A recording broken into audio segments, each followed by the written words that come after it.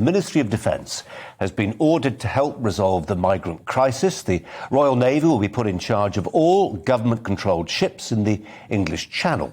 That includes vessels belonging to the Border Force, the Coast Guard, the Fisheries Protection and Customs and Excise. It will mean a Royal Navy Rear Admiral put in overall control of the surveillance of migrants at sea and efforts to intercept them before they can land on the British coastline. Separately, government sources said today they are forging ahead with plans to process asylum seekers in a third country, with Rwanda emerging again as a likely location. Well, joining me now is Rear Admiral Chris Parry, formerly of the Royal Navy, now working in strategic forecasting. Chris, thanks ever so much for joining us this afternoon. Appreciate your time as ever.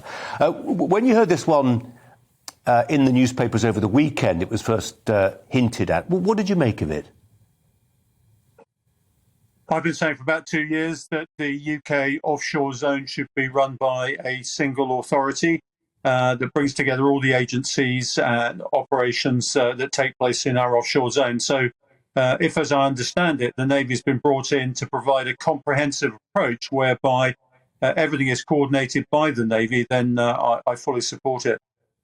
And in terms of what they're being tasked to do, surveillance, as you say, bringing together the different strands, but is the ultimate objective to stop, and we saw pictures in the autumn of last year of people landing unmolested, about whom we knew nothing. We didn't know where they were heading. We didn't know what their motives were. We knew nothing about them.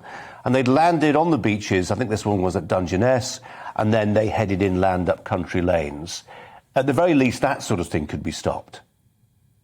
Well, I'm not confident as you, Colin, actually. I think without major changes in what I would call the end-to-end process, we're just going to coordinate better the things we're doing at the moment. And I don't see any route to success or to an outcome with this. You can't change international law. You can't change national law unless it goes through Parliament. If people get into the middle of the channel and claim to be in distress, they have to be taken to a place of safety. It's as simple as that. And currently, I'm not seeing anything more, as you say, than increased intelligence, surveillance, intercept capability. I'm not seeing any changes to the end-to-end process that actually deals with people once you pick them up. In light of what you say, I wonder if there's a danger, actually, this could be counterproductive. You know, they're all saying that the road to hell is paved with good intentions.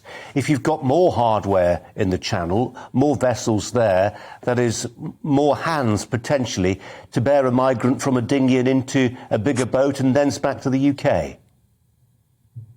Well, I think the real problem is that I think the Navy will be coordinating, telling the French how badly they're doing in stopping people getting into the water. All this surveillance and additional intelligence capability is simply going to tell us what we already know a little bit better.